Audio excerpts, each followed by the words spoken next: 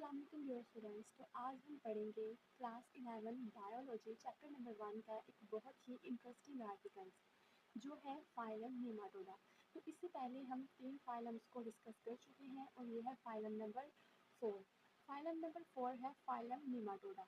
तो phylum Nematoda से को पढ़ने से पहले मैं आपको बताना चलूँ कि ये जो मैंने इसमें हेडिंग्स हाईलाइट की हैं, जैसे कि बॉडी, हैबिटेट, लेयर्स, तो आपने इनको अपनी बुक पे सेम इसी तरह हाईलाइट कर लेना है और आप इन हाईलाइट्स की हुई चीज़ों को बोर्ड एग्जाम्स में हेडिंग्स के तौर पर यूज़ कर सकते हैं। और जब आप हेडिंग्स की फॉर्म में लिखते हैं तो आपको बहुत ही अच्छे मार्क्स मिलते हैं और आप मैक्सिमम मार्क्स हासिल कर सकते हैं। तो चलिए टाइम ज़ाया किए बगैर हम अपने आर्टिकल को स्टार्ट करते हैं। तो सबसे पहले अगर हम फाइलम नेमाटोडा के अंदर मौजूद ऑर्गेनिजम्स जो होते हैं, उनकी एनिमल्स होते हैं, उनकी बॉडी की बात करें तो ये होते हैं round worms with elongated worm like body.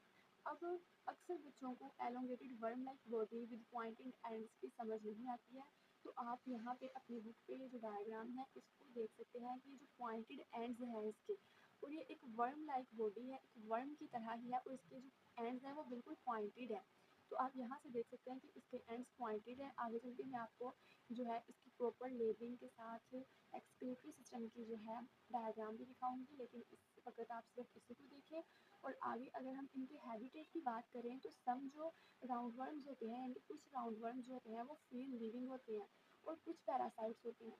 अब फ्री लिविंग का तो आपको समझ आता है कि ये आज़ादाना तौर पर रहते हैं, लेकिन पैरासाइट्स अक्सर बच्चों को मैंने देखा है कि फर्स्ट ईयर में भी उनको पता नहीं होता कि पैरासाइट्स जो होते हैं वो क्या होते हैं। तो मैं आपको बताते चलूँ कि पैरासाइट्स वो ऑर्गेनिज्म होते हैं जो दूसरे ऑर्गेनिजम्स के साथ रिलेशन में रहते हैं, उनके साथ मिलकर रहते हैं।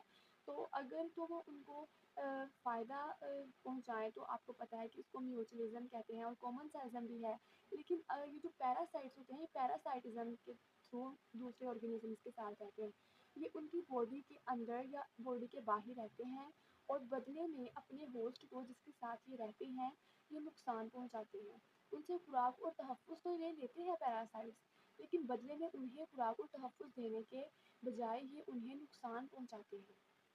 तो अगर तो ये अपने होस्ट की बॉडी के अंदर रहें तो फिर हम इन्हें कहते हैं एंडोपैरासाइट्स, लेकिन अगर ये अपने होस्ट की बॉडी से बाहर उसकी बॉडी के ऊपर रहें तो हम इनको कहते हैं एक्टोपैरासाइट्स।